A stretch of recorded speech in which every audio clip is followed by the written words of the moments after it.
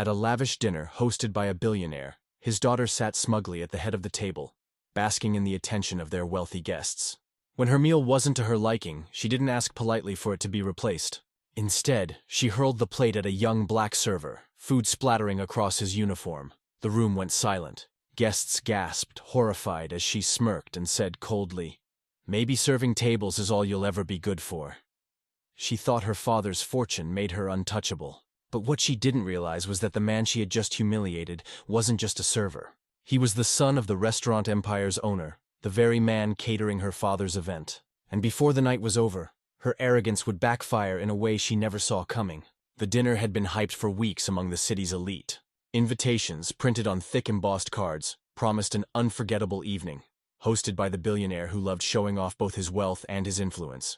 Guests arrived in sleek black cars that lined the circular driveway, stepping out in glittering gowns and tailored suits. Cameras from society pages lingered at the entrance, eager to catch glimpses of the evening's display.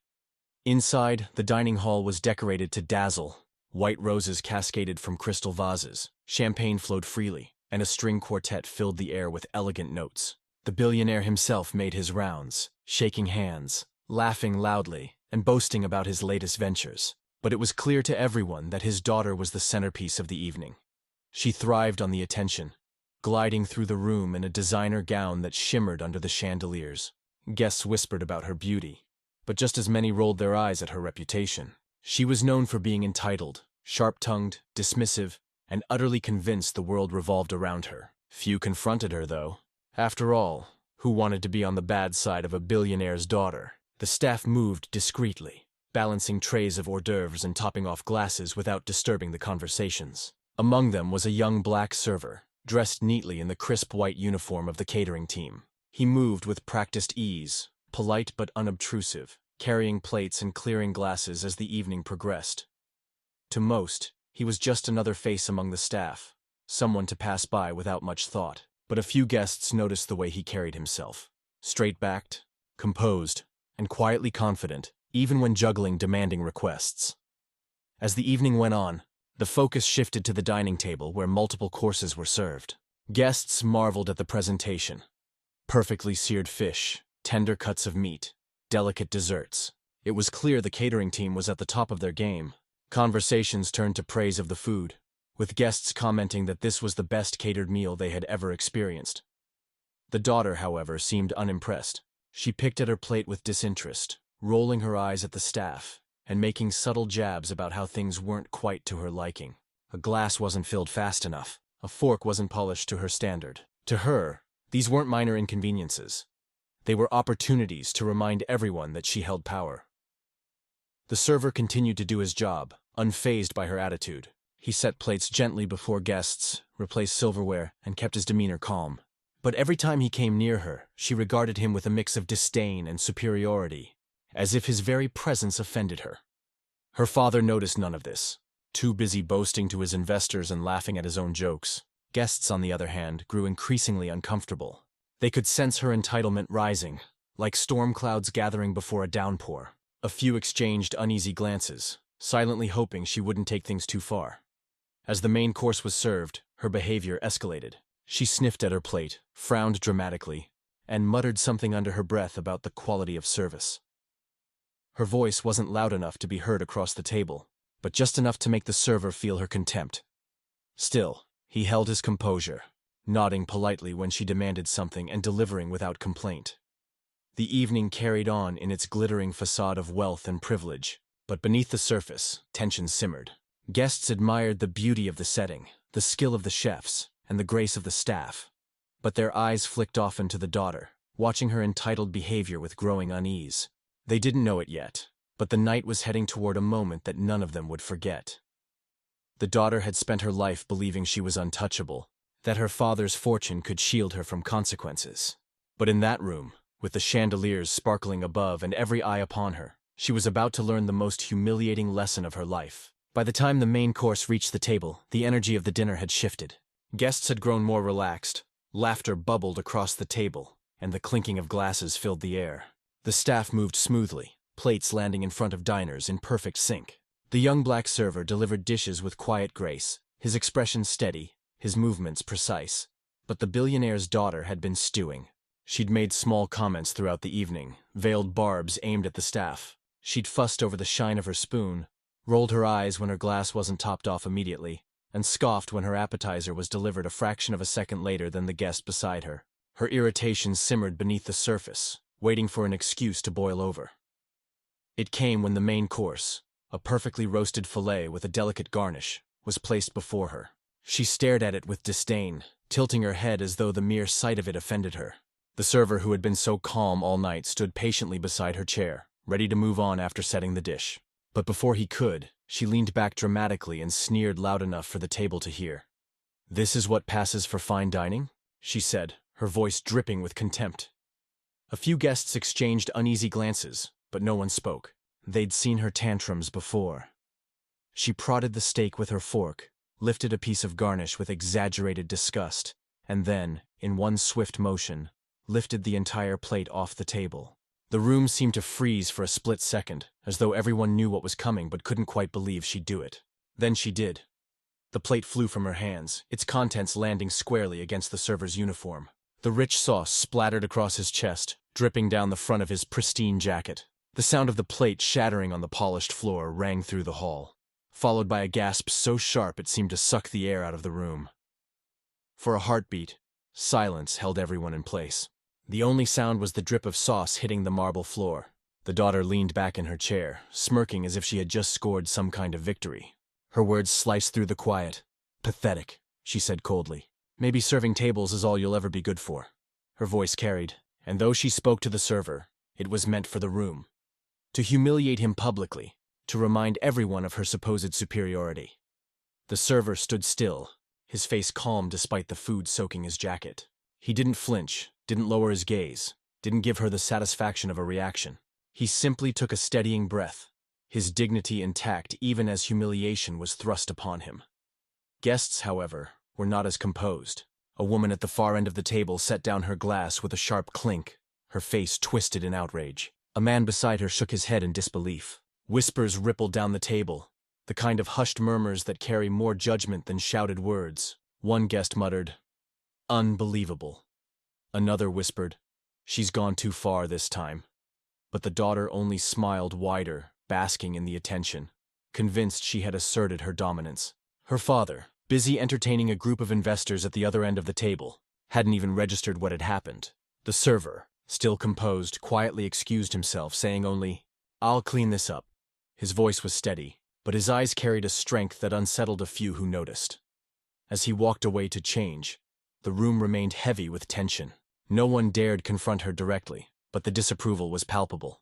Guests shifted uncomfortably in their seats, torn between their horror at her actions and their fear of angering her father. The daughter sipped her wine smugly, as though nothing had happened. To her, throwing food at someone who couldn't fight back was a show of power. But to everyone else in that room, it was a show of cruelty. And as much as she believed the moment was over, it was only the beginning. Because what she didn't realize was that the man she had just humiliated wasn't some nameless server she could brush aside. He was someone whose last name carried as much weight, if not more, than hers. Her arrogance had set the stage for her own downfall, and the consequences were closer than she could ever imagine. The dining room never quite recovered from the shock of that moment. Though conversation picked back up in scattered pockets, it was strained, forced, and uneasy. Guests avoided looking directly at the daughter, as though doing so might condone her behavior. Instead, they whispered among themselves, their voices tinged with disbelief. At the far end of the hall, the billionaire laughed loudly, oblivious to the tension hanging over his own party. He raised his glass, toasting another one of his business triumphs, while his daughter sat smugly, convinced her cruel stunt had gone unchallenged. But she wasn't as unnoticed as she thought. The staff moved quickly, discreetly cleaning the broken shards of porcelain and wiping the marble floor, while another server brought a fresh jacket for their colleague. When the young man returned to the dining hall, his uniform spotless once again, he carried himself with the same steady composure as before. His silence spoke louder than her mockery. A few guests glanced at him with newfound curiosity. He didn't flinch, didn't cower, didn't look like someone beaten down by humiliation. Instead, he looked like someone who knew exactly who he was, and who didn't need to prove it to anyone. It was then that the whispers began. "That's him, isn't it?" one guest murmured to another. "Yes," came the hushed reply. I've seen him before. He's the owner's son. The owner? You know, the restaurant group. The one that caters every major gala in the city. That's his father's company. The realization spread like wildfire. Within minutes, half the table knew, their expressions shifting from discomfort to anticipation. They'd all been at events catered by the empire, grand galas, political fundraisers, weddings where the food was as much a star as the bride. Everyone knew the name of the man behind it all, a self-made restaurateur who had built an empire of fine dining establishments and exclusive catering services. His reputation was untouchable, and now his son stood in their midst, the very person the daughter had just humiliated. The daughter, still basking in her illusion of dominance, noticed the shift in the air. She frowned, glancing around at the guests who seemed suddenly more interested in the server than in her. "What's everyone whispering about?" she demanded, her tone sharp. No one answered immediately. Then, as though on cue, the doors at the back of the dining hall opened. In walked a man whose presence commanded attention without effort. He was tall, dressed in a tailored suit, his salt and pepper hair lending him an air of authority. His eyes scanned the room with calm confidence, and when they landed on his son, a flicker of concern crossed his face before hardening into quiet resolve. The billionaire's laughter faltered when he saw him. "Ah," he exclaimed, rising to greet him. "Our famous chef himself has arrived. Everyone, this is the man behind tonight's meal." But the room was already buzzing for a different reason. Guests leaned forward, eager to see what would happen next. The restaurateur shook a few hands politely before turning to his son. He looked at him for a moment, long enough to take in the fresh jacket, the faint remnants of sauce that hadn't been scrubbed fully from his sleeve, and the unspoken weight in his eyes. He didn't ask for details. He didn't need to. The daughter, oblivious, crossed her arms and muttered under her breath. "Took him long enough to show up." Her words carried just enough for those nearest to hear. One guest shook his head, unable to contain his disgust. Finally, the restaurateur spoke, his voice calm but steady. "I understand there was an incident?" The daughter scoffed. "If you mean your server messing up my dinner, then yes. I dealt with it." Gasps rose from the table again. This time, no one looked away. The room bristled with anticipation, the air so thick it felt like a storm about to break. The restaurateur's gaze didn't waver. "That server is my son." The words landed like a thunderclap. The daughter's smugness evaporated, her mouth falling open in disbelief. Her wineglass slipped from her fingers, clinking against the table as red liquid sloshed dangerously close to spilling. Whispers erupted around the table. "I knew it," one guest murmured. "That's why he carried himself the way he did." The billionaire's smile froze on his face. His eyes darted between the restaurateur and his daughter, the weight of the situation finally dawning on him. His investors and colleagues, people he relied on to maintain his image, were staring, waiting to see how he would respond. The daughter stammered, Your son? But he's just what?" The restaurateur interrupted smoothly. His tone wasn't angry, but firm, measured, impossible to dismiss. "Just a server? Just someone you thought you could treat however you liked?" Her face flushed red, and for the first time all evening her confidence faltered. The restaurateur turned slightly, addressing not just her, but the entire table. "I built this company from nothing. Every event you've attended, every meal you've praised, every memory tied to our food. My team made it possible, and my son has worked beside them, learning, serving, earning his place. He doesn't need your approval to prove his worth." Guests nodded, some even applauding softly. The daughter shrank in her seat, the weight of her humiliations sinking in. It was no longer just about a plate of food. It was about respect, dignity, and the line she had crossed in front of people who would never forget it. The billionaire's daughter sat frozen, her cheeks flushed, her smugness gone as quickly as it had arrived. For the first time in her life, the room wasn't bending around her temper. Instead, every eye at the table was on her, and none of them looked impressed. The restaurateur's presence carried a gravity she couldn't compete with. He didn't raise his voice, didn't hurl insults, didn't throw plates or tantrums. He didn't need to. The quiet steel in his words was more powerful than any outburst. "My son has stood in this room all evening with grace," he said, his gaze locked on her. "He served each of you without complaint, without hesitation. And how was he repaid? With humiliation. Not because of his service, but because you believed his position made him beneath you." The guests shifted uncomfortably in their chairs, their unease directed not at him, but at her. Several nodded subtly, affirming the truth in his words. The billionaire, trying to salvage the evening, forced a laugh. "Now let's not make this into something bigger than it is. Children make mistakes. She's still learning." "Learning?" The restaurateur's eyes cut to him, his voice calm but sharp. She's not a child. She's an adult, responsible for her actions. If she cannot treat people with basic respect, then what exactly is she learning? The billionaire's laugh faltered. For once, he had no answer. The daughter, flustered, tried to regain her footing. It wasn't personal, she muttered. I just didn't like the food. The restaurateur's son, still standing quietly nearby, finally spoke. His voice was low even, but it carried across the room. You didn't throw the food at the plate. You threw it at me. Her face burned hotter. She opened her mouth to retort, but nothing came out.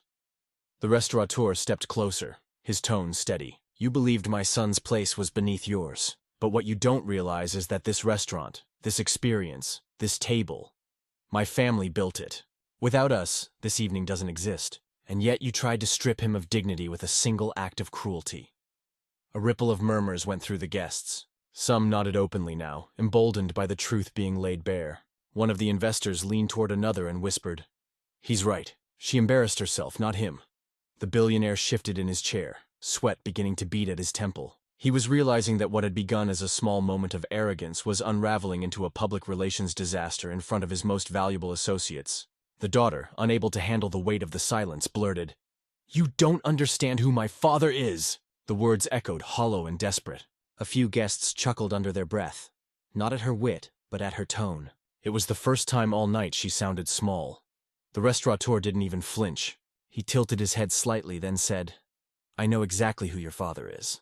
And I also know that power without humility is fragile. One bad decision, one reckless action, and it crumbles. Tonight your arrogance has exposed just how fragile it really is. The daughter's eyes darted to her father, silently begging him to step in. But the billionaire sat stiffly, his jaw tight. He knew he couldn't save her this time. Every investor at the table had seen it. Every whispered judgment was shaping his reputation, and he could do nothing to erase what they had witnessed. The restaurateur straightened his posture, his presence commanding yet calm. Respect isn't given because of wealth. Respect is earned through character, and tonight your daughter has shown none. The silence that followed was thick, suffocating. The daughter's smugness was gone, replaced by the unmistakable look of someone who realized too late that she had crossed a line she couldn't step back from. Guests began murmuring again, but this time the tone was clear. Disapproval of her, respect for the restaurateur, sympathy for his son. The balance of power in the room had shifted completely. Finally, one of the older guests, a longtime investor, cleared his throat and said aloud, If you ask me, the young man handled himself with more class tonight than anyone else at this table. A ripple of agreement followed. Heads nodded. Glasses clinked softly in support. The restaurateur's son inclined his head respectfully, but remained silent. He didn't need to gloat, didn't need to retaliate. His composure was the strongest response of all. The daughter slumped in her chair, eyes downcast, her arrogance shattered. For someone who had built her identity on superiority, the weight of being publicly corrected, especially by the man her father needed to impress, was crushing. And though the evening wasn't over, one thing was certain. She would never forget the humiliation of this night. The very moment she tried to strip someone else of dignity had become the moment she lost her own. By the end of the night, the billionaire's dinner party was in ruins. Guests stayed polite, but the air never recovered from the confrontation. What was meant to be a show of wealth and status had instead become a masterclass in arrogance and humility, with his daughter cast in the worst possible light. Word spread quickly. Stories of the incident circulated among guests long after they left the table. Some were outraged, others amused, but nearly all agreed on the same point.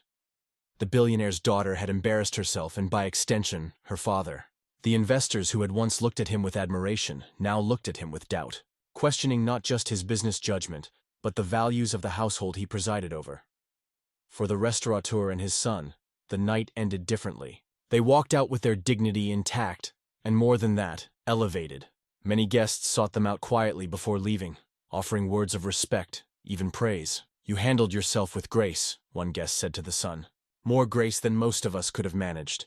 The daughter, however, faced the full weight of her actions. Her smug confidence was gone, replaced by an uneasy quiet. She had grown up believing her last name could shield her from consequences, but for the first time, she realized it couldn't. She had tried to humiliate someone she assumed was beneath her, only to discover he stood on ground far higher than her own. The billionaire, too, learned a harsh lesson. His attempts to brush the incident aside only highlighted his lack of control. His reputation with investors faltered, and whispers about the dinner continued to trail him for months. He had wanted to host a night of triumph, but ended up the host of his own undoing. As for the restaurateur and his son, they needed no revenge. They didn't demand apologies or retribution. The daughter's downfall came not from their hands but from her own arrogance. Their silence, their composure, and their dignity were enough to leave the lasting mark. In the end, the lesson was clear to everyone who witnessed it. Wealth might buy a table, but respect is earned at it.